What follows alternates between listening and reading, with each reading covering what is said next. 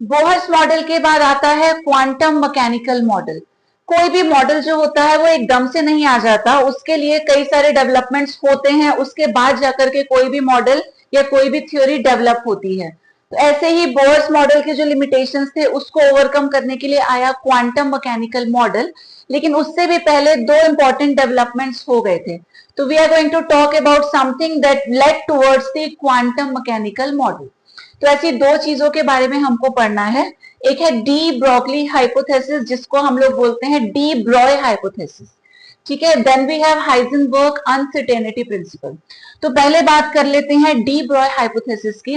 According to this, जो matter होता है, मैटर एग्जिबिट्स ड्यूअल कैरेक्टर। अब आपको कंफ्यूज नहीं होना कि ड्यूअल कैरेक्टर के बारे में तो हम पहले भी डिस्कस कर चुके हैं। पहले जो हमने पढ़ा था वो था dual behaviour of radiation. Radiation या एनर्जी की हमने बात की थी कि वो ड्यूअल कैरेक्टर शो करता है, wave as well as particle की तरह कोई भी रेडिएशन बिहेव करता है।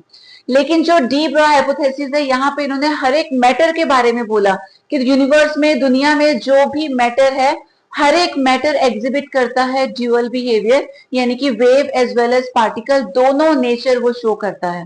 फॉर एग्जाम्पल है क्रिकेट बॉल। कोई बड़ा व्हीकल ले लो, कार है, ट्रक है, या हम लोग हो गए, हम जब वॉक करते हैं तो हम भी ड्यूअल कैरेक्टर शो करते हैं।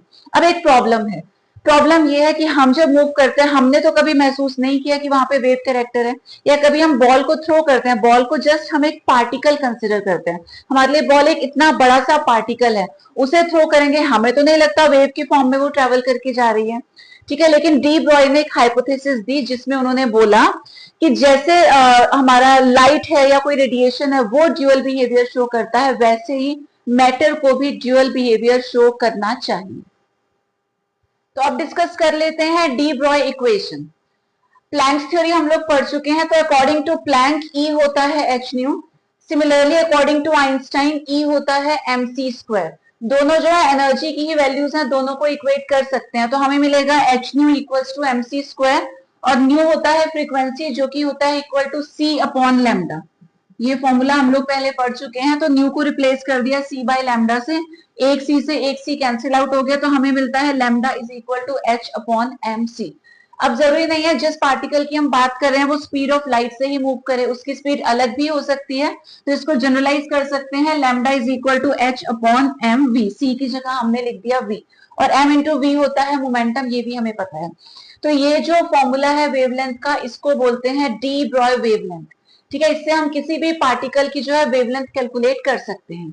अब एक क्वेश्चन ये है कि जब हम लोग मूव करते हैं या कोई भी बड़ा object like a ball, like a car move करते हैं, तो हमें वेव नेचर क्यों शो नहीं होता, क्यों हम उसको महसूस नहीं कर पाते हैं? तो हियर्स द एक्सप्लेनेशन। अगर हमारे पास कोई बहुत छोटा पार्टिकल है, माइक्रोस्कोपिक पार्टिकल लाइक इलेक्ट्रॉन, इसकी वेवलेंथ कैलकुलेट करेंगे यूजिंग डी ब्रॉय वेवलेंथ वाला formula, lambda is equal to H upon MV. एच होता है Planck's constant which is fix 6.6 into 10 to the power minus 34। Mass of electron constant होता है 9.1 into 10 to the power minus 31 kilograms। Let the velocity be 2.2 into 10 to the power 6। इसे solve करके हमें मिल गया wavelength.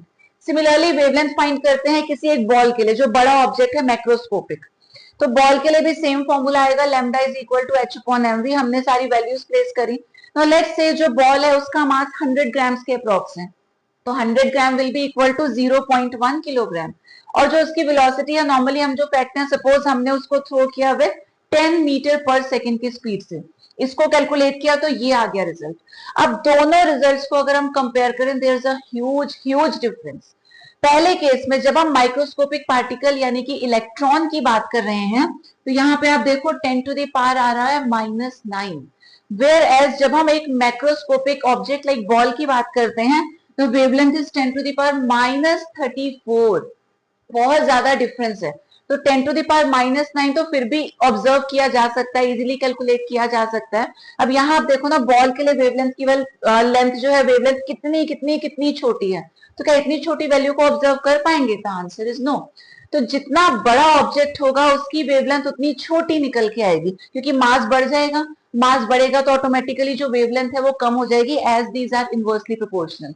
तो छोटे पार्टिकल्स के लिए वेवलेंथ को ऑब्जर्व किया जा सकता है, बट जब बड़ा पार्टिकल होगा जिसका मास ज्यादा होगा, वहां वेवलेंथ ना के बराबर होगा, तो हम उसको ऑब्जर्व नहीं कर सकते। Let's now discuss about the Heisenberg uncertainty principal. Heisenberg ने क्या बोला कि अगर हमारे पास कोई माइक्रोस्कोपिक पार्टिकल है, बहुत ही छोटा सा पार्टिकल है, तो उसकी एग्जैक्ट पोजीशन और एग्जैक्ट वेलोसिटी या मोमेंटम एक साथ एक ही टाइम पे हम लोग एक्यूरेसी के साथ नहीं बता सकते। अगर इन दोनों में से किसी एक को एक्यूरेट बताने की कोशिश करेंगे तो दूसरे में काफी ज्यादा अनसर्टेनिटी या एरर आ जाएगा। तो it is impossible to determine the exact position and velocity या momentum of a microscopic particle simultaneously। simultaneously का मतलब हुआ साथ साथ, और क्या नहीं बता सकते, उनकी exact position and exact velocity. तो मैथमेटिकली उन्होंने बोला कि delta x into delta P, ये इनका जो प्रोडक्ट आएगा that is always greater than और इक्वल टू एच अपॉन 4 पाई। अब डेल्टा एच तो ये आ गया, पी हमें पता है ये होता है momentum which is equal to M V, तो ये रहा डेल्टा, पी की जगह हमने लिख दिया एम वी।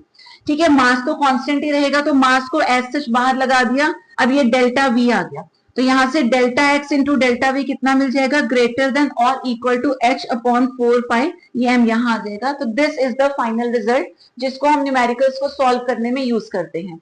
एक चीज आप याद रखना, जब भी न्यूमेरिकल सॉल्व करेंगे वहां ग्रेटर देन को हटा के सिंपली इक्वल टू का साइन हम यूज कर लेते हैं। अब ये जो रिजल्ट मिला अकॉर्डिंग टू हाइजेनबर्ग प्रिंसिपल, यहाँ पे जो डेल्टा एक्स है ये बताता है अनसर्टेनिटी इन पोजीशन, कितनी प्रॉब्लम है, कितना डाउट है उसमें। Delta we represents uncertainty in velocity, H आपको पता ही है प्लैंक्स कांस्टेंट, जिसकी फिक्स वैल्यू होती है 6.626 इंटू 10⁻⁻34, और पाई जो है कांस्टेंट है 22/7 या फिर 3.14, जिसकी वैल्यू हम यूज करते हैं। एम होता है मास ऑफ द पार्टिकल। अब थोड़ा सा इसको और समझने की कोशिश करते हैं डिटेल में। तो लेट अस से हमें एक इलेक्ट्रॉन को ऑब्जर्व करना है। ठीक है, हमने एक इलेक्ट्रॉन लिया, मतलब कोई भी ऐसा ऑब्जेक्ट लिया जहां हम इलेक्ट्रॉन को देखना चाह रहे हैं। एक हमने हाई पावर हाई रेजोल्यूशन का माइक्रोस्कोप लिया under which we are going to check the motion of the electron, कि वो कैसे कैसे मूव कर रहा है। तो एक पर्टिकुलर टाइम पे, मान लो 5:02 और 2 सेकंड पे हमने सोचा कि ठीक इस टाइम पे हम देखते हैं इलेक्ट्रॉन की पोजीशन क्या है और इलेक्ट्रॉन की वेलोसिटी कितनी है। अब अंडर द माइक्रोस्कोप जब हम उसको ऑब्जर्व करते हैं, ठीक है, अगर रूम के अंदर मान लो काफी अंधेरा है, बहुत डिम सी लाइट हम लोग यूज कर रहे हैं, तो डिम लाइट जब उस माइक्रोस्कोप पे फॉल करेगी तो ऑब्वियस सी बात है अंदर हमको क्लियरली दिखाई नहीं देगा। उसकी वजह से हम इलेक्ट्रॉन की पोजीशन को ठीक से नहीं देख पाएंगे, बिकॉज अंधेरा है या बहुत डिम लाइट है, तो we can not observe the electron properly. अब हमने सोचा बहुत स्ट्रॉन्ग लाइट यूज करते हैं, बहुत एक ब्राइट रूम है हमारे पास, बहुत स्ट्रॉन्ग वहां पे लाइट है, उसमें हम लोग इलेक्ट्रॉन को क्लियरली देख पाएंगे। तो जैसे हम स्ट्रॉन्ग लाइट को यूज करेंगे, लाइट क्या है पढ़ चुके हैं, light is a form of energy. अब वो एनर्जी जैसे ही जाके इलेक्ट्रॉन से स्ट्राइक करेगी, electron is a very very minute particle. अब छोटे से बेचारे पार्टिकल को बहुत सारी एनर्जी जैसे मिलेगी, इलेक्ट्रॉन की वेलोसिटी चेंज हो जाएगी। आप खुद सोचो, आप नॉर्मल स्पीड से चल रहे हो, पीछे से आके जोर से कोई आपको धक्का मार दे, क्या तब भी आप सेम स्पीड से चलोगे? बिल्कुल नहीं, ऑटोमेटिकली आपकी स्पीड बढ़ जाती है। ऐसा ही इलेक्ट्रॉन के केस में होगा, वो तो बेचारा वैसे बहुत छोटा सा है। जब स्ट्रॉन्ग लाइट फॉल करेगी, भले उससे हमें इलेक्ट्रॉन की पोजीशन क्लियरली दिखेगी, स्ट्रॉन्ग लाइट है, we can clearly see the electron, लेकिन उसकी वेलोसिटी में बहुत ज्यादा चेंजेस आ जाएंगे। तो एक को तो हमने एग्जैक्टली बता दिया, हमने पता लगा लिया उसकी एग्जैक्ट पोजीशन क्या है, बट उसके क्या हुआ, उससे उसकी वेलोसिटी में चेंज आ गया। तो यही कहा था हाइजेनबर्ग ने कि इन दोनों चीजों को, यानी कि position as well as velocity, दोनों को एक साथ एक टाइम पे एक्यूरेटली हम नहीं बता सकते। एट अ टाइम किसी एक का पता लग जाएगा तो दूसरे में उतना ही अनसर्टेनिटी आ जाएगी।